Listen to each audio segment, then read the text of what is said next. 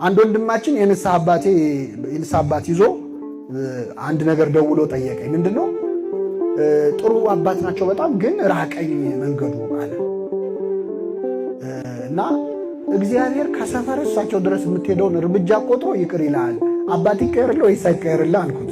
ስለው አይ እንደዛ ከሆነ ይሁንልኛል። እግዚአብሔር ምህረት ፈልገን የሄድናትን እያንዳንዷን እርምጃ ይቆጥራል አይቆጥርም? አንድ አባት ምን ሆነ መሰላችሁ?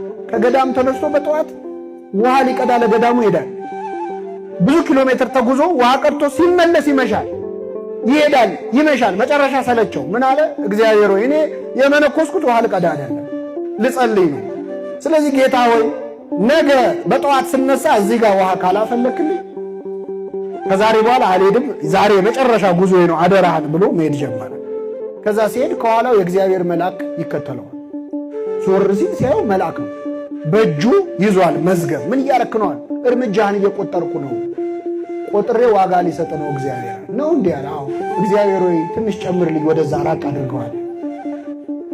እግዚአብሔር እያንዳንዱን ድካማችንን ይቁጠርልን። ሌላው ቀርቶ ይገርማቸዋል፣ ኃጢአት ለመስራት ያመነታንበትን ጊዜ ይቆጥራል እግዚአብሔር። እንሰራዋለን እኮ ግን ዛሬ እንኳን ቢቀርብኝ ካልክ እሱን ይቆጥራል።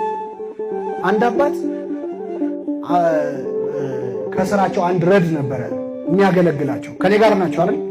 እና እሳቸው ጸልየው ሳያሰናብቱት አይተኛም ነበር። አንድ ቀን ግን ሊሰናበት ቡራኬ ሊቀበል ሲመጣ እኛ አባት እንቅልፍ ወስዷቸው ጥሎ እንዳይሄድና እንዳይተኛ ቡራኬ ሳይቀበል መተኛት ከበደው እና በቃ ቁጭ ብዬ ልጠብቃቸዋልና እዛው ቁጭ ብሎ እንቅልፍ ወሰደው እሱም መጨረሻ ላይ። በኋላ እኛ አባት ቀድመው ስለተኙ ቀድመው ነቁ። ሲነቁ ሲያዩት ተኝቷል፣ ግን ራሱ ላይ 7 አክሊሎች የብርሃን አክሊል ተደርጎለታል። አማተቡ፣ ደነገጡ። ከዛ በኋላ አንተ ተነስ ብለው ቀሰቀሱት። እሱ ሲነቃ አያይም፣ አክሊሉን አያይም።